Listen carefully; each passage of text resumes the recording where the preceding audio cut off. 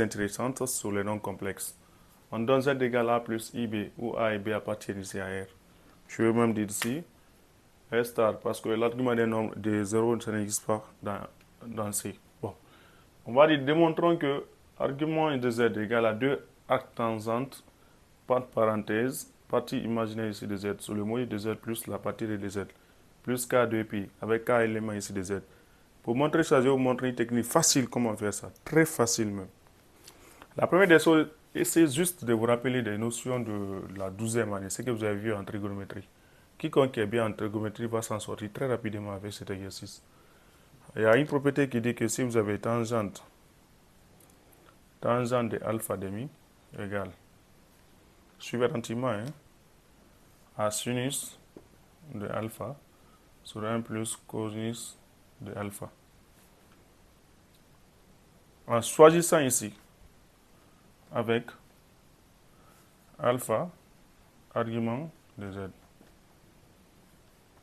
Pour déterminer l'argument de z,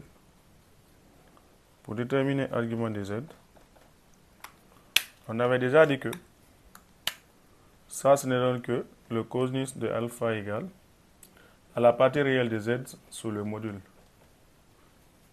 Sinus encore de alpha égale à partie imaginaire de z sur le module. De ces deux formules, je vais essayer de remplacer ça ici. Dans ce cas, je vais dire tangente de alpha demi égale. Je sais que le sinus là-bas, c'est la partie imaginaire sur le module. 1 plus la partie réelle de z sur le module. Vous les rendez mes dénominateurs. Quand vous les rendez mes dénominateurs en bas ici, vous aurez ici partie imaginaire de z sur la partie réelle de z plus le module de z. Qu'est-ce que j'ai fait? Quand je les ai rendus au dénominateur, on a module de z fois 1, c'est module de z, plus la partie réelle de z, le tout divisé par le module de z. Puis j'ai simplifié les deux, ce qui m'a donné ça. Après, vous aurez maintenant tangente de alpha demi égale à partie imaginaire de z sur partie réelle de z plus le module de z.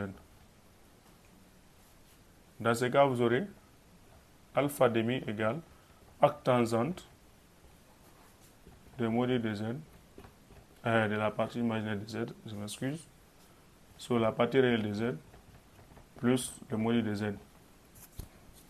C'est ce qui est là comme ça. Le 2 est là multiplié par ça. Dans ce cas, on aura alpha égale à 2 tangente la partie imaginaire de z sur la partie réelle de z plus le module de z. Là, ça sort. On va dire maintenant, argument de z égale à 2 arc tangente de la partie imaginaire de z sur la partie réelle de z plus le module de z jusqu'à 2pi.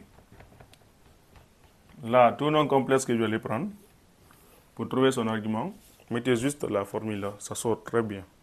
Je prends un exemple. Quand vous prenez z égale 1 plus i par exemple, on vient de trouver un argument de ça. C'est banal. Essayez juste de déterminer d'abord la partie réelle, de trouver la partie réelle qui est égale à 1, la partie imaginaire de z c'est égal à 1. Le module que je vous ai déjà montré, c'est racine de 2. Comment j'ai eu racine de 2? Vous prenez la racine carrée de la partie réelle au carré plus la partie imaginaire au carré. 1 au carré plus 1 au carré. C'est la racine carrée de 2. Vous remplacez dans ça.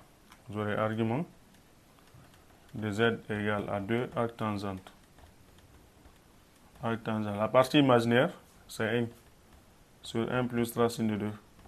Quand vous calculez ça, ça sort rapidement, très rapidement. Vous aurez 45 degrés. 45 degrés, c'est pi k.